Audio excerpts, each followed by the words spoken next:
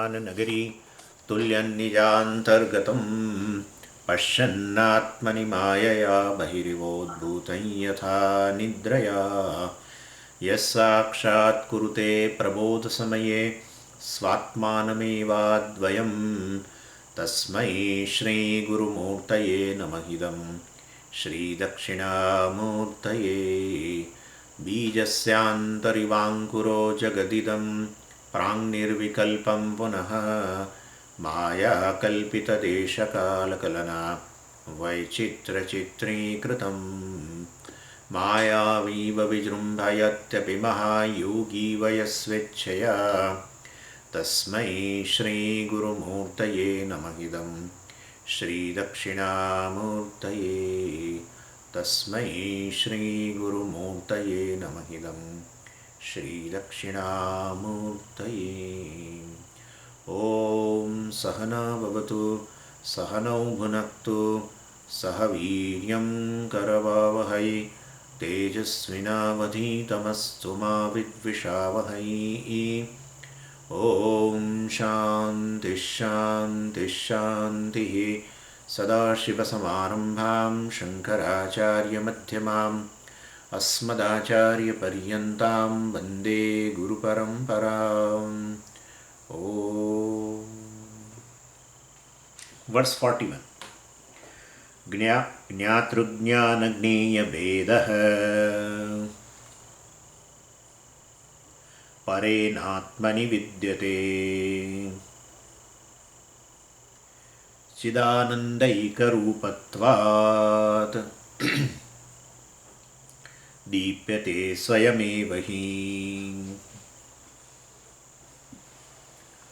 So we are seeing the verse 31 to 41, in which Nididhyasanam is discussed, and this is the verse 41. This is the last verse of Nididhyasanam. And basically in Nididhyasanam, these thoughts are entertained to negate anatma. That's what we were discussing. And two things are negated here. One is a negation of anatma, and second is a negation of attributes of anatma. Negation of the physical body as the self, negation of the subtle body as the self, and negation of the even causal body as the self. At the same time, negation of the attributes of the physical body, subtle body, etc. are also negated, even the causal body also. And this is how the Nididhyasana is understood, and this is how in Nididhyasanam the negation occurs. And all this, the Vedantic teaching is for negating the things, negating the things centered on the self.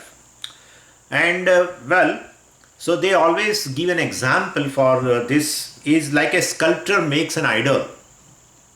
So if you ask him, he says, I have not created the idol. And so I have vision, there is a possibility of a Krishna behind that particular stone.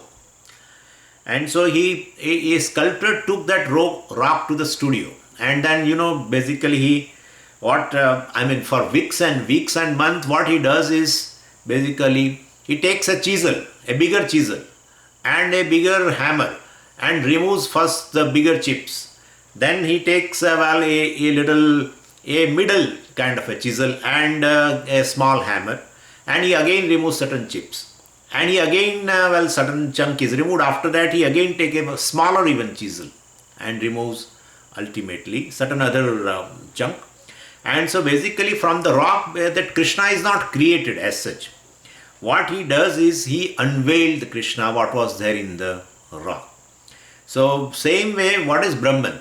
Basically all anatmas which are like this chunk, or we can say, let's say chips, they are basically negated. When negatable parts are negated, then basically what is left behind is Brahman, which is self-revealing. So that self-revealing which was understood earlier, now that misunderstanding has gone. So self-revealing is understood in its own sarupa as a limitless Brahman.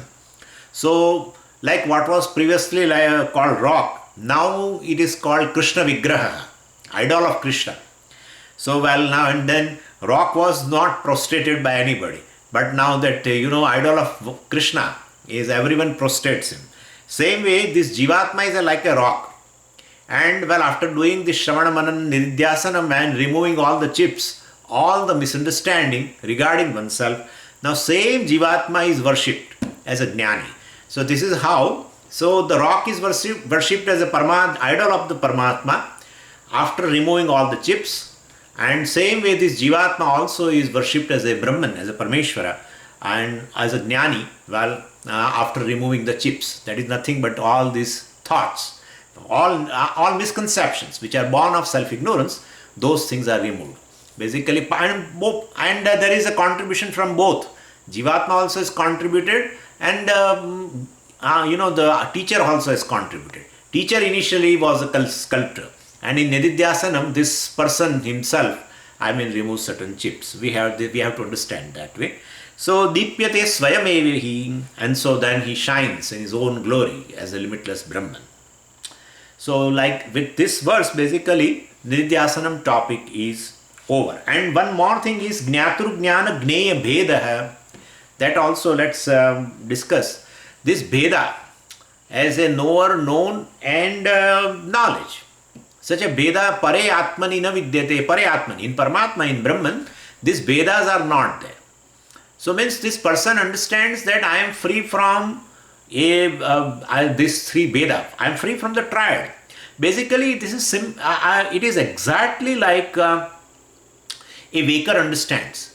Waker, well, under the spell of ignorance becomes a dreamer, dream objects, and dream experience. All the three he becomes. And then when he gets up, well, he says, these Vedas are not there in me. Actually, I am in all the three forms. I was a dreamer. I am dream objects. I was a dream objects, and I was dream experience. And after getting up, he says, well, all the three basically are mithya. They are non-separate from me, but I am free from these three. I am not a dreamer. I am not a dream objects. I am not a dream experience. And well, I am just a waker. So the waker shines in its own glory. Just he wakes up from the dream, and he need not have to prove himself as a waker. So he shines in his own glory. This is called as a Akhandakara Vritti. Akhandakara Vritti basically means this Veda. Khanda means this Veda. Jnata, Gneya, etc. Once you take yourself as a Jnata, the knower, then definitely the Gneyam, well, is considered different from you, etc. So that Veda itself is called Khanda. Akhandam means basically you were there in all the three forms in a dream, and now you understand that basically you transcend all the three also. You were in the three forms, but these three were mithya basically. I was a dreamer. So dreamer is non-separate from me, but basically my own nature is that I am a waker. All the three are basically non-separate from me. All the three are mithya. I transcend all the three. I, the waker, transcend the dreamer, dream objects, and dream experience. This is called Akhandakara Vritti. I am waker. Well, in me there are no Vedas. I was all the three, but I transcend all the three. That is what it is. Same way here also. So in waking state, I am a knower, and these objects of the world basically are known, and the very knowledge that all the three are basically pervaded by me. I pervade all the three. I lend them existence. I lend them consciousness. Without consciousness, there cannot be an object of knowledge. Without consciousness, there cannot be a knower. Without consciousness, there cannot be knowledge. And therefore, I pervade all the three. They are non-separate from me. But basically, I, the consciousness, transcends all the three. And that is called, this understanding about oneself is called Akhandakara Vritti, in which there are no khandas, there are no Vedas, called knower, known, knowledge, or seer, seen, and sight, etc., etc. So this is how we have to understand. Jnatru Jnana Gneya Bhedaha Pare Atmani Na Vidyate Chidananda Ekarupatvad, because I am Chidananda, etc. Dipyate Swayamevahi, and this is I shine in my own glory. So with this prayer verse, this Nididhyasanam topic is over.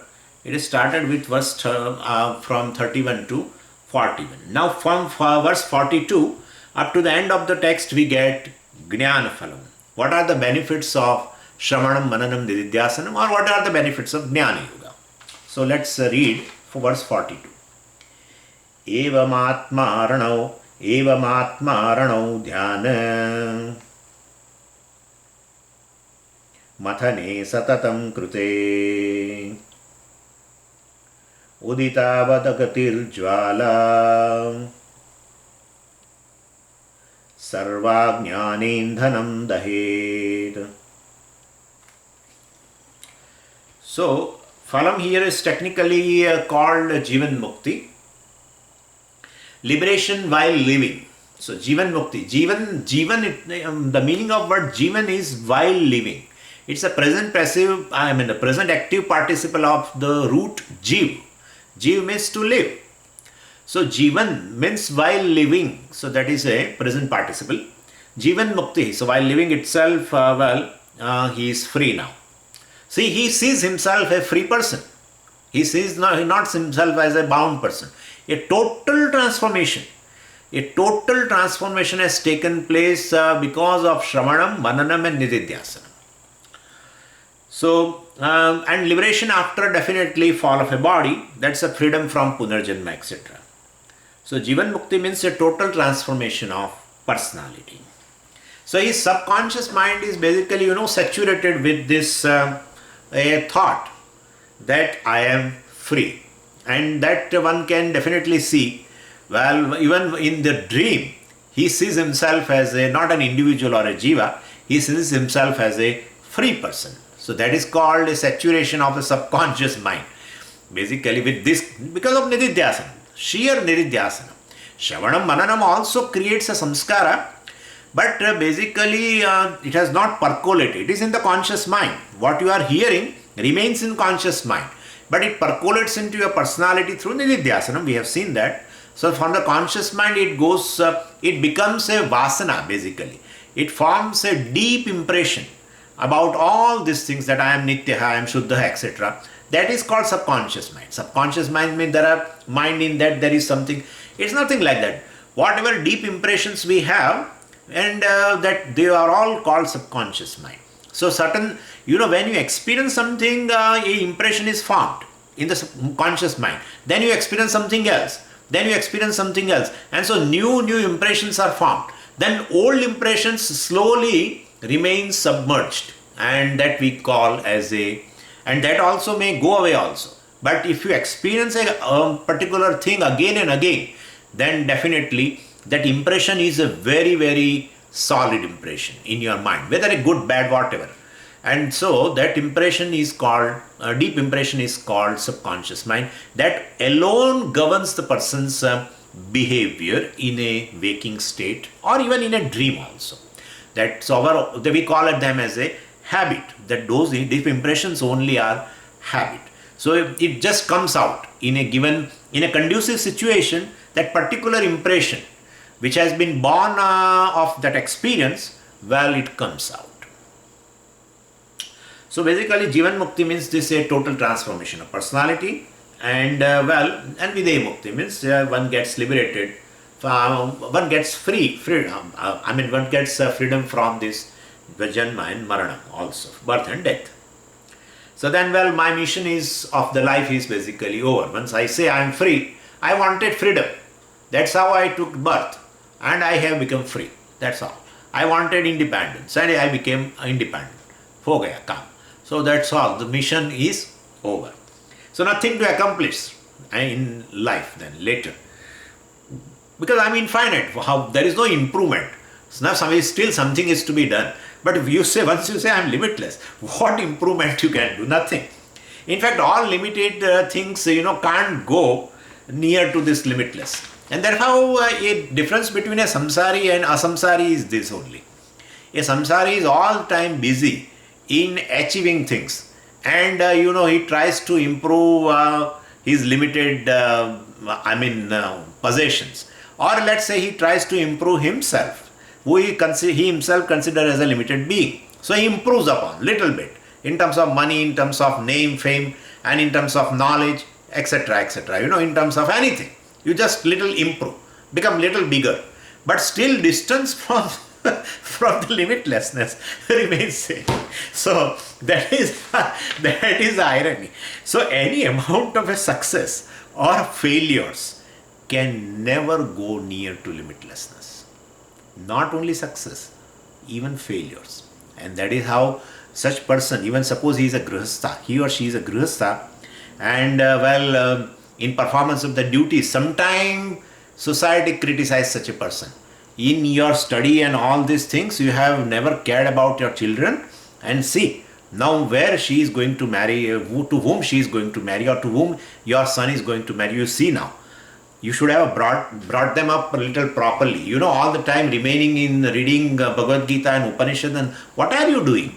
You should have done your duties little properly, etc., etc. So, but basically one cannot control one's future. Nobody can control anybody's future, in fact.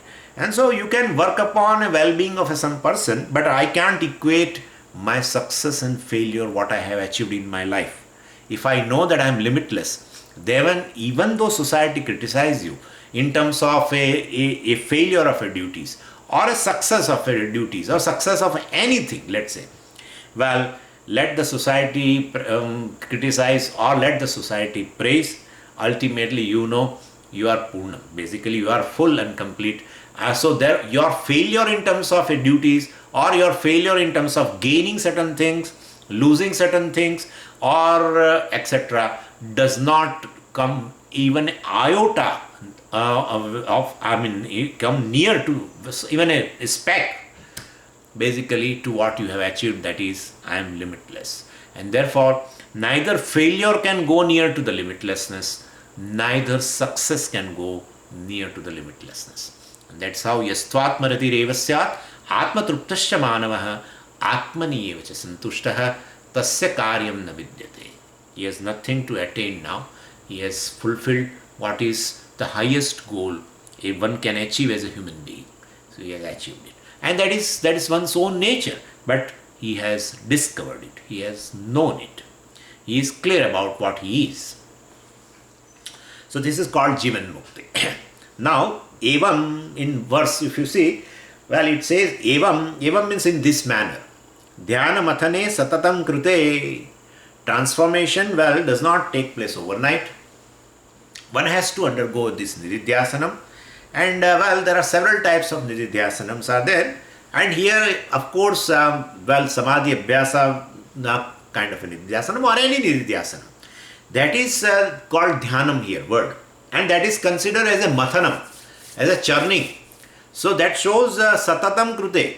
That churning in form of a nididhyasanam, satatam. You have to do it constantly, regularly. Constantly means not 24 hours, 24/7.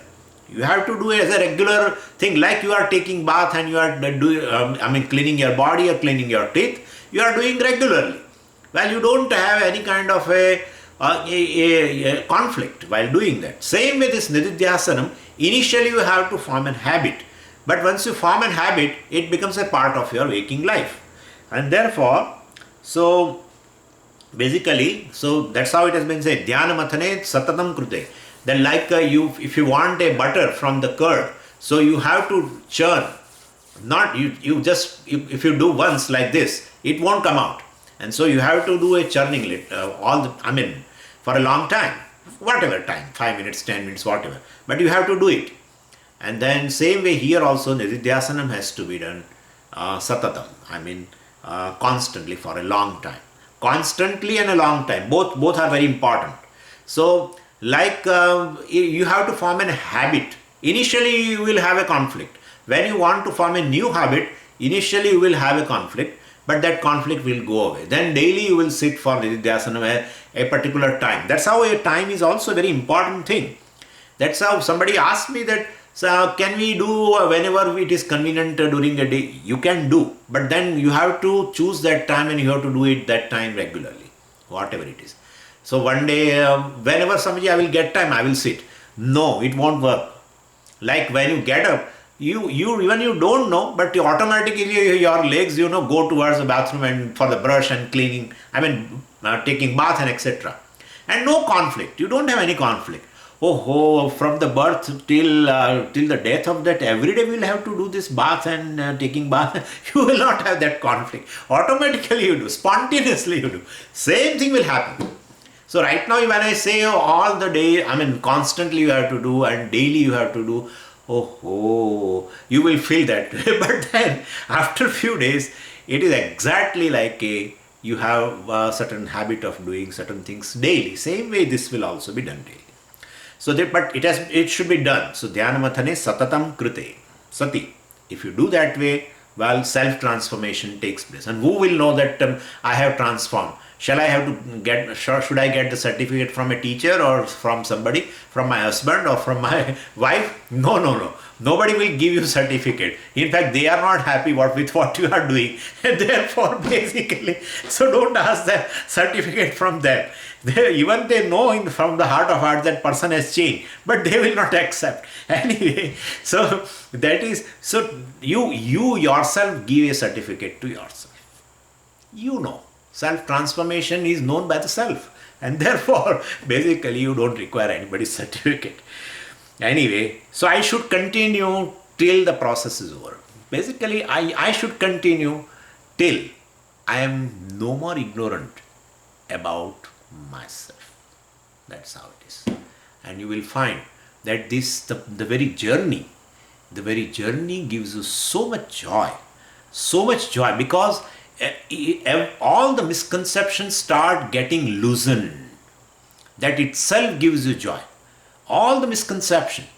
Even the people who are not doing Nididhyasanam and they just repeat during day that I am a Nirgunam Brahma, I am just consciousness, I am free from any attachment, I am limitless. Just repeating this itself gives you so much joy. In Nirguna Brahma Nididhyasanam, let us forget Nirguna Brahma Upasana, such kind of a meditation in which person just says without much understanding. Of course, he had done a Shravana Mananam, otherwise how will he says that I am limitless consciousness? The person has not started even Shravanam and he says I am limitless consciousness. No, I am not that. But the person has done Shravana Mananam but not able to Nididhyasanam, or some kind of obstacles are there by which he feels that no, I am not free. I will become free, etc. in the future. Even such a person, whenever he is free during a waking time, and he says that, I am basically free from any relationship and therefore I don't have any problems in my, so far as my nature is concerned, I am asangaha, I am like a space, all pervasive, I accommodate everything, all the things are non-separate from me, I pervade everything like the water pervades the wave, and like that he keeps just saying like that, even without much understanding or clarity. Of course, with a Shravana Mananam, but then such a person also gets so much joy. Then the person who does an Nididhyasanam and his misconception started getting loose, it becomes loose, then he is really enjoying the freedom. And then if the journey is enjoyable, then you will continue the journey. And so journey of Nididhyasanam continues till, what Shastra says about yourself, you have no more doubt about it. That is how you should, till then you have to continue. And here very beautiful example is given. This process of Nididhyasanam is compared here to the process done in a Vedic ritual. So, in Yajna you have a Arani Mathanam, right? And so, definitely there is a wooden block. There are two wooden blocks. One wooden block is there. At the end of that wooden block, there is a scoop kind of a arrangement. And other wooden block, its tip is, fits into this a scoop of the other wooden block. And so, basically, both this, wooden blocks are there. And, with the help of definitely a rope or something, this person, chanting the mantra. So the upper wooden block, which is called Uttararani, and the lower, the block. The lower block is basically steady, and the upper block, it has attached with the rope, and then they churn like this. And so two wooden blocks, get friction, and so sparks are generated. And from they keep a cotton there, and so when the spark is generated, that cotton catches the fire, and with that fire, of course, they keep it in that sacrificial altar, where they put some dry twigs and cow dung and a camphor, etc. And the cotton which has caught a fire, they put it there, and then it starts, and the fire definitely appears. During the whole process they chant mantra. So definitely in a sacrificial altar, in a yajna, etc., in a sacrifice, you cannot use the matchstick to generate this fire, and therefore you have to kindle the fire with the help of this arani. This is called arani mathanam, which is used in a yajna. Today also they are using. I have seen in Ahmedabad. I have seen these people, especially who are, the Swaminarayan, there are people there where, they always generate this, or they kindle the fire with the help of this arani. So, and it's exactly like our churning the butter kind of a thing. But then upper arani, the wooden block only moves. The lower block is steady. So, same way in Vedanta also we have two aranis. So, Jnana Yoga is compared to arani mathanam, or Nididhyasanam is compared to arani mathanam. And in this, in ritualistic process, this physical fire is generated. In Vedanta, the Jnanagni is generated. The fire of knowledge is generated. There also the mathanam, churning with two rods. Here also there are two rods to generate fire of knowledge. We have two rods. What are two rods? It has been told in a Kaivalya Upanishad. Kaivalya Upanishad has described this process of gaining knowledge, gaining clarity in knowledge, etc., assimilating knowledge. And for that, this arani mathanam has been described in Kaivalya. Atmanam aranim kritva pranavam cha uttararanim jnana nirmathana abhyasat pasham dahati panditaha. That's how it says. Pandita, this jnani, the wise person, dahati, burns, pasham. Pasham means a bondage, basically. Pasham means a rope, actually. But rope means a bondage. So, this wise person, definitely burns down all misconceptions, that is nothing but the bondage, with the help of what? So, jnana nirmathana abhyasat, repeating again and again. Jnana nirmathanam. So, this jnanam. So, Shravana Manan Nididhyasanam, but Shravana Mananam, he has got clarity, then doing Nididhyasanam again and again, and then getting more and more clarity. And with the help of that jnanam, he destroys all the bondage. All the bondages, basically they are nothing but the misconceptions, and regarding oneself, they are all burnt. And what is apararani, uttararani? So, basically says, Atmanam aranim kritva. So, Atma means here antakarana, the mind. The mind, which is steady, and that is the lower arani. And pranavam cha uttararani. Pranavam means basically Mahavakya. Pranava means basically Omkara, but here we will have to take, in this context, we have to take Mahavakya. So this Mahavakya is a uttarani, or the upper arani, churning rod. Mahavakya is a upper churning rod, and my mind is, which is steady, which is focused now, is a lower churning rod.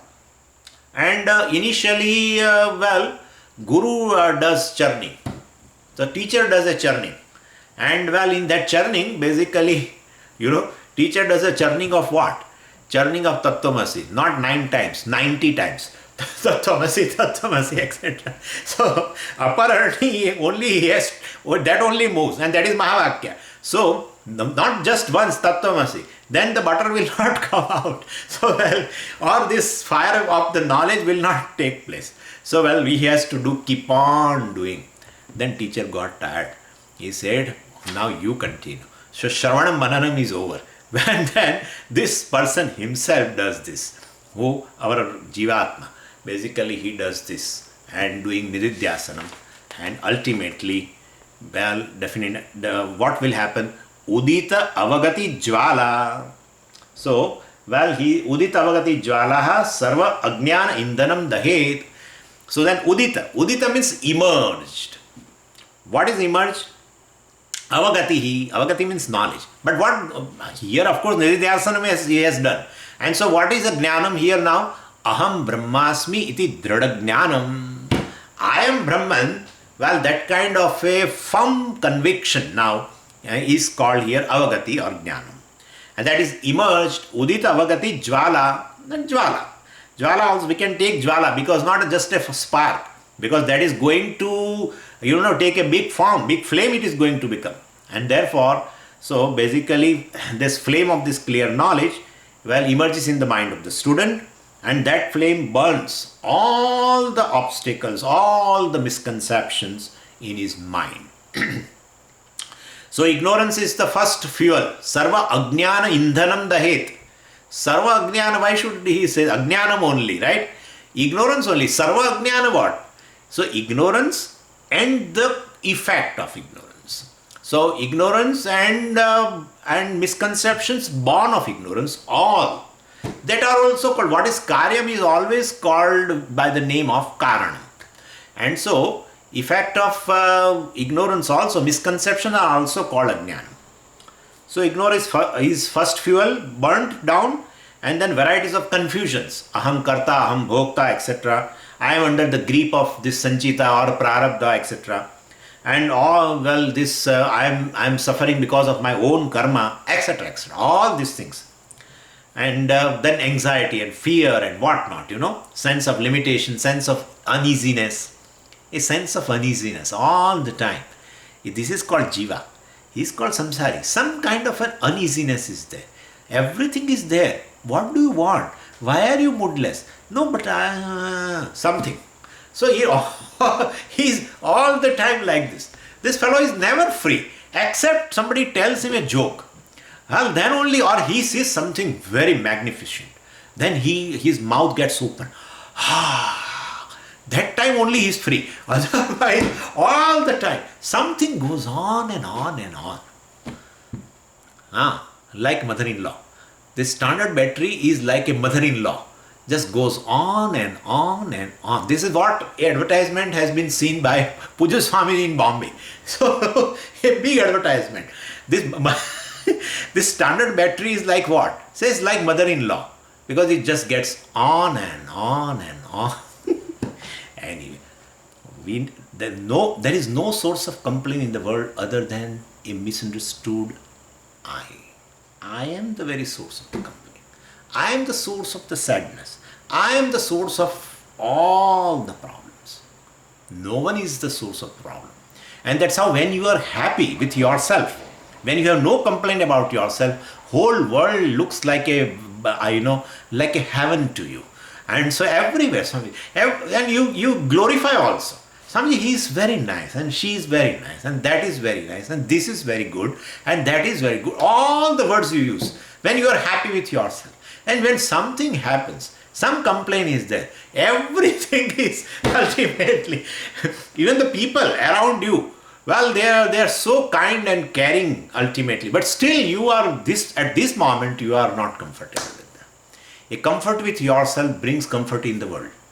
A happiness with yourself brings happiness in the world. Acceptance of yourself brings acceptance of the people in the world. That's how it is. And so problem is, I am the problem, I am the solution. I am misunderstood I. Well is a problem, source of problem. And understood I as it is. I mean, a self-evident consciousness, limitless consciousness I am, and free from all attachments and fear and anxiety, and free from karmas and free from kartrutvam, and ever pure. I am that. Well, if one knows it, well, that person is a blessing to himself and blessing to the world. So, yathaidamsi samidognihi basmasat kurute Arjuna jnanagni sarva karmani basmasat kurute tatha, etc., etc. You know this. Yatha edhamsi. Edhamsi means indhanam, fuel. Yatha edhamsi samidognihi. This when it is offered. This fuel is offered to any kind of a fuel. If you offer tons and tons, you offer into the fire, basically bhasmasat becomes basically totally, it becomes ash. Same way Jnanagni, in this fire of knowledge which has been born by this Arani, Mathanam, keeping his mind steady and focused, and initially done the churning by the teacher in form of a Mahavakya, and later churning is done by the person himself in form of a Nididhyasanam, and then sparks of knowledge arisen, and ultimately it turns to a bigger flame, and that has burned down all the misconceptions regarding me. And so then I will not worry about what is the dasha going on, and what is bhukti, and what grahas are behind me. Dasha, bhukti and graha all the time. We all the time worry about this. All the time bringing out the chart and showing to somebody what kind of a dasha will be there, and etc. etc. I am free from sarva karmani. Sarva karmani bhasmasat. Basically free from all the karmas. Let's go to the next verse. Arunenev bodhena purvam santamase hrite tata avirbhavedatma swayamevam shumaniva. So, what is the first result of this knowledge has been told in verse 42nd. Ajnana nasha, right? So, ignorance is burnt. Sarva ajnana indhanam dahet. So, basically ignorance and the effect of ignorance are also called as ignorance. Or you can, in a samashti level, if you want to talk, ignorance is a upadhi of this jiva, individual. In terms of samashti, you can say maya and maya karyam. So, that also at the level of samashti. That all is burnt. In Vivek Chudamani, it has been said like this. While describing the result of knowledge, this knowledge, self-knowledge, they say Maya and Maya Karyam. We say here Ajnanam and Ajnana Karyam. Same thing ultimately, you know very well. Basically, at a level of a samashti also, this world is nothing but Brahman. You understood that way. This world is nothing but the Atma. So, and the whole world is nothing but this, pervaded by the consciousness, or that is me. I, the self, pervade entire creation. Creation is mithya, etc. And mithya means never have that disgust. Don't have that disgust towards mithya. Mithya is the Ishvara. Please understand, mithya is the vibhuti of Ishvara. And that is by in fact taking that mithya thing into the account, one transcends mithya. Where the mithya is, there the satyam is. Mithya is never without the satyam. And mithya, there is no object called mithya also. It is simply in our understanding about the world or about this jiva. It is just an understanding. And this mithya is a beautiful thing. So, and all the uses, all our purposes are served by mithya. Atma is useless. Atma is useless, really. But all our purposes in life, and you and me are sustained, and you and me enjoy whatever right now, is all mithya.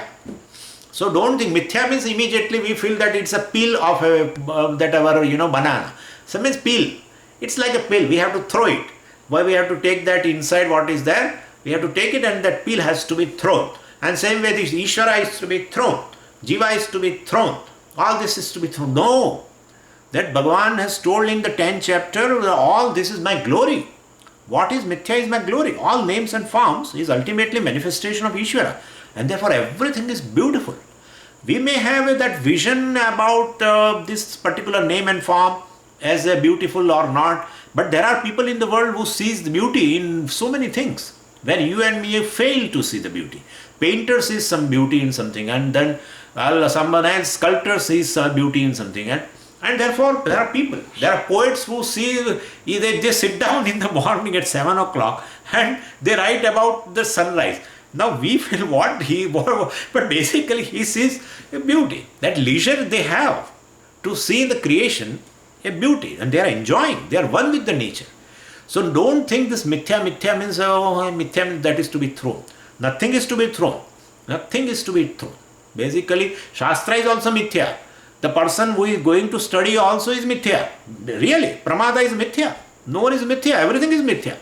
The eater is a mithya. The bhojanam is mithya. Now, if you start throwing out, where will you stand? Where will you stand? So that is how I say, in vision of a jnani, ultimately, really speaking, honestly, I am telling you, he sees everything Ishvara. Really.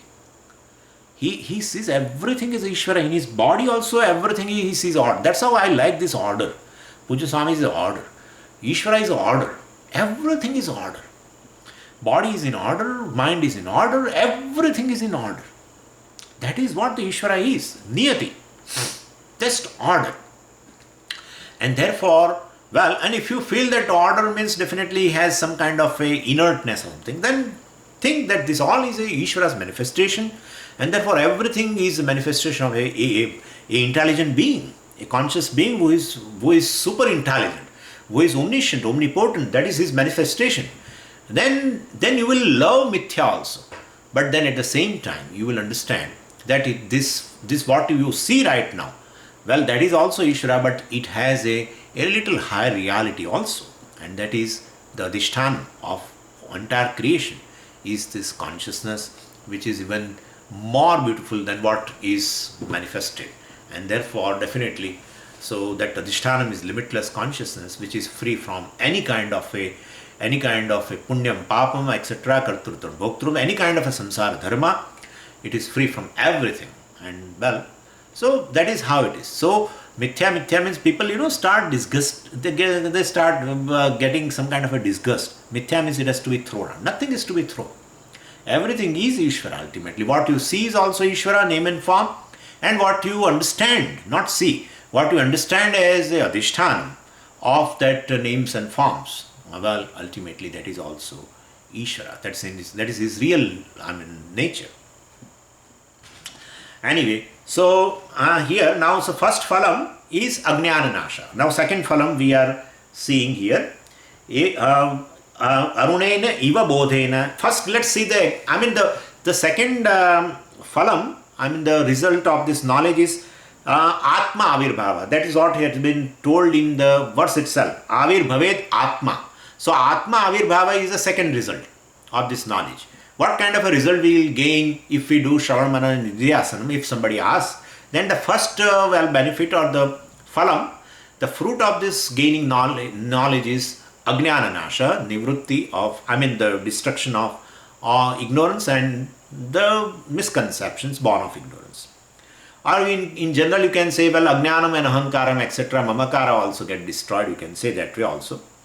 Anyway, the second result is discovery of the Atma, seeming arrival of the Atma, seeming arrival. So we can say Avirbhava means arrival.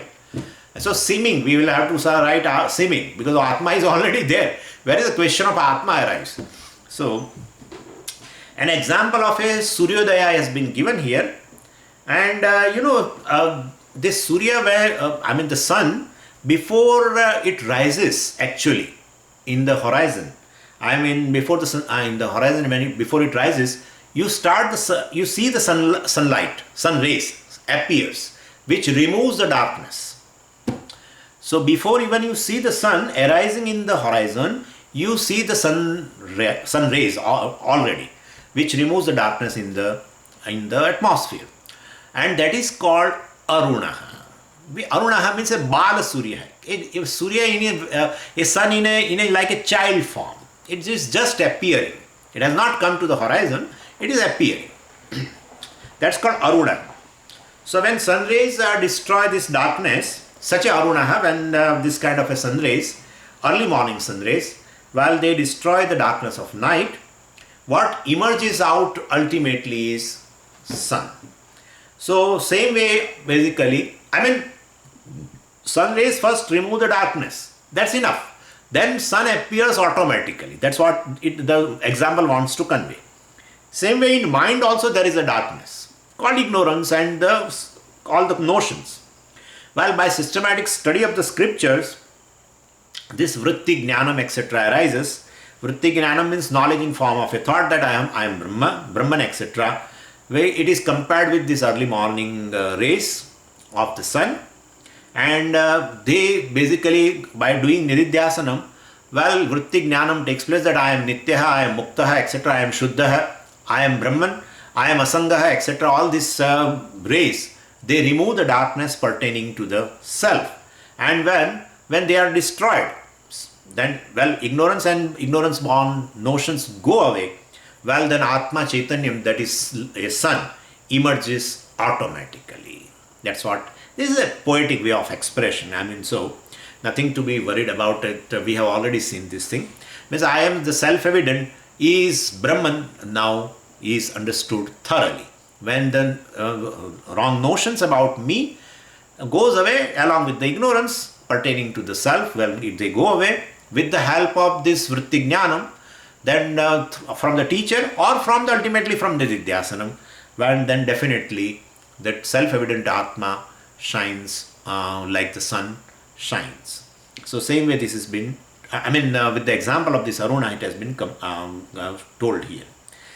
So, well, here, so point to be noted here is after removal of darkness, when sun rises, you don't require that sunlight or a torch or anything. Sun appears on its own. Well, then emergence of the sun or the evidence of the sun, for that you don't require any other thing. And the same way, because sun is self-effulgent, and the same way this ignorance is removed, well, through the Vritti Jnanam, these are like sun rays of a sun. Same way, well, Vritti Jnanam through Shravana Mananam and Nididhyasanam takes place, then definitely ignorance, that is Ajnanam, and ignorance born notion goes away like the darkness goes, and well, then Atma appears like a sun. That's what it shows, it tells here. Because Atma is self-evident. Now you understood that Atma is a limitless consciousness. That is a sun. So bodhena san tamase hrite sati, knowledge rising in the mind in form of that thought, like part knowledge takes place in form of part thought. So, well, definitely same way Aham Brahmasmi, etc., that vritti takes place. I have told you what is Aham Brahmasmi, etc., removing the wrong notions and etc. So, well, that is bodha. That's a knowledge that I am Brahman. When that vritti arises through Shravan Nididhyasanam, san tamase hrite. So, tamas means darkness, or here ignorance. San tamas. So, tamas with respect to sat. Tamas with respect to Atma. Sat means here Atma, Satchidananda Atma. So here it has been told here as a Sat. So very huge ignorance it is. Like, because that covers the self, basically. So anyway, darkness or ignorance, as though, huge means don't think in terms of dimension. But basically, it covers the Atma, the nature of Atma. It covers as though or all-pervading Atma. Like what, Swamiji? But give example. Like a cloud covers the sun. Cloud cannot cover the sun. Sun, which is bigger than even earth, 13,000 times or something. That cannot be covered by the one cloud. But basically our vision is covered. Same way I am all pervading and I am self-evident also. But that ignorance as though has covered my vision about myself. Self-ignorance as though covered a vision about myself. And definitely this is called san tamas. Tamas means basically ignorance here, and san tamas means ignorance pertaining to the self. And this ignorance is surviving since beginningless time. Well, in fact, the very individual is nothing but a crystallized ignorance. Crystallized ignorance is nothing but this individual. What else is there? Ultimately, I am Brahman, but I take myself as just an individual ego. Well, that shows this ignorance is well rooted and it has created such a concept, and I mean such a notion in our mind that I am an individual. And to the extent that, well, I am Brahman, I am not ready to accept also. I am limitless, etc., I am not ready to accept. So you can imagine the effect of ignorance. Such a beginningless ignorance has created a deep impression in me that I am, even though it is self-evident, but I am that self-evident I is not limitless consciousness, that which is self-evident I consider it as a human being, this, that, etc. That is all ego, that's an individual. As a jiva, let's say a jiva, a limited being. So I am limitless, I am not ready to accept. To that extent, ignorance has covered myself. I am all pervading is covered, and I am a limited being and localized in a body, etc., is been well rooted in my mind now. So san tamase hrute. Hrute sati means roped away, destroyed. So this ignorance pertaining to the self is destroyed. Then, so by the way, for the grammar students, san tamas. Actually, tamas, it is a sakaranta word. And the seventh case will be tamasi. So here it is a sati saptari, san tamase hrite sati. When this ignorance pertaining to the all-pervading self is destroyed, that is the meaning. So here everything should be put in seventh case. Then tamas is sakaranta word is there, then it should be tamasi, seventh case, tamasi. But it says tamase. So this tamas is basically not a sakaranta, it is akaranta word. And like rame, same way, tamase, it is being formed. This is just by the way for the people who are studying grammar. So anyway, so san tamase hrute sati, when it is destroyed, then atma avir bhavet. Well, atma avir bhavet, like the sun appears, then the darkness is destroyed by that aruna, by that initial sunlight or early morning sunlight, removes this darkness, then sun appears automatically. It's without any kind of illumination by any other principle, because it is self-illuminating. Same way, when darkness, the ignorance, etc., is removed by this vritti jnanam, that is like a aruna, that is like early morning sunrise. By this shravanam and nididhyasanam, definitely ignorance and ignorance-bound notions are gone. Then Atma, which is self-evident, shines. Right? Then I say I am Brahman, which is self-evident. So Atmajnanam means basically removal of ignorance of Atma. That's what Atmajnanam means. We need not generally pot knowledge means what? Ghatagyanam is what? Pot is revealed, right? Pot is known. So that is called pot jnana. That is Ghatagyanam or pot knowledge. But in Atmajnanam it is not like that. In Atmajnanam, basically you remove the ignorance and ignorance-bound notions pertaining to the self, centered on the self. And then, you need not have to illumine the Atma. Now I should not talk, now. You need not illumine the Atma, basically, because Atma is self-shining. And therefore, like the sun, it doesn't require any other sunlight or a torch or any other thing to be revealed once the darkness goes. Same way, Atma also is like a sun. It doesn't require anything. See, Shankaracharya ji talks about vritti vyapti, phala vyapti in his own words. He doesn't use those words. So basically, Atma avir bhavet. Atma definitely appears after that, after the knowledge, after the removal of the ignorance, etc. So basically, avir bhavet, with those words, Shankaracharya is telling us that there is no need of phala vyapti. Atma should be revealed, through some consciousness, etc., is reflected consciousness, etc., is also not required, because Atma is consciousness, because of which everything is known, because of which everything becomes evident to you, through the thought, of course. So in thought, definitely, object of thought is revealed by the Chidabhasa, reflected consciousness or the consciousness, but basically Atma is consciousness, and therefore it doesn't require any other thing to illuminate. It is self-illuminating, and therefore it is evident by itself. Its existence is known by itself, and therefore that Atma is basically limitless consciousness. That kind of a knowledge shines. I am Brahman, that shines. So, if for this vritti vyapti and phala vyapti, I will give you just one example. So, in a dark room, in a darkness of the room, suppose an object is there. Let's say some object is there, and which is covered by the cloth, and there is a light also is not there. Room also is dark. Now, to know the object, I require two things.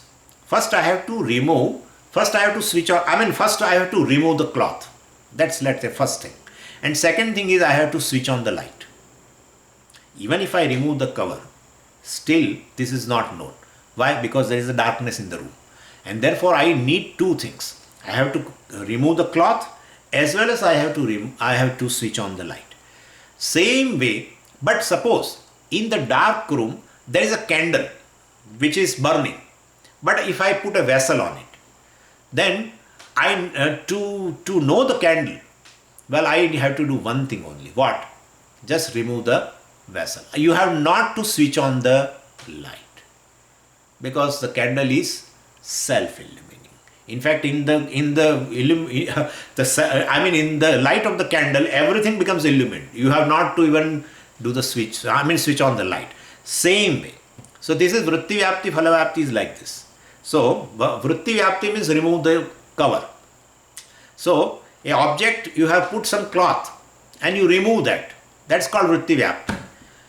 Basically, any object, all the objects in the world are basically covered by the ignorance. You are born ignorant. So they are all covered. But basically, mind contacts a certain object and removes that cover. That's all it is. So basically, now object has come so close to you now. Earlier it was a remote in terms of ignorance. Now it has come very near. And then the consciousness definitely reveals it in the thought. Thought is revealed. The object of thought also is revealed. And that is called phala vyapti. But in case of basically, such a kind of candle-like thing, which is self-illumining, only thing is you have to remove the cover. A vessel, etc., which you have kept on it, that is to be removed. So vritti vyapti, basically that is only to be done. Then phala vyapti, switching on the light to see the candle is not required. Automatically candle is known. So this is how phala vyapti is not required. This is how we have to understand. This is an example. So and that is to understand that we have, in here, vritti vyapti, phala vyapti, etc., the word that swayam is very important. So you can see here, tataha avir bhaved atma swayam eva. Swayam indicates it need not be illumined. It is self-illumining, and so Atma is evident by itself. Like the sun is self-effulgent, Atma is also self-effulgent or self-evident. Now here in this verse, basically, we will have to use this tamase hrite twice. I will explain you. Arunena tamase hrute amshuman avir bhavet. Swayam avir bhavet. We will have to take that way. Arunena tamase hrute. Here the meaning of tamas is darkness. So like arunena, like the early morning sun rays or sunlight removes the tamase hrute, means removes the darkness. Then amshuman, that Surya, sun, avir bhavet swayam. Sun definitely becomes effulgent on its own. We need not have to do anything. Now again we have to use bodhena tamase hrute, bodhena san tamase hrute, atma swayam avir bhavet. Now the meaning of word tamas here is not darkness. You have to take here ignorance. Bodhena tamase hrute. Earlier it was arunena tamase hrute. Arunena means by early morning sun rays. Remove the darkness. Then amshuman, the sun, which is self-effulgent, becomes evident by itself. Same way here, bodhena san tamase hrute, atma swayam avir bhavet. So when ignorance is removed by knowledge, atma becomes evident by itself. So tamase has a two meaning. One is darkness in example, and in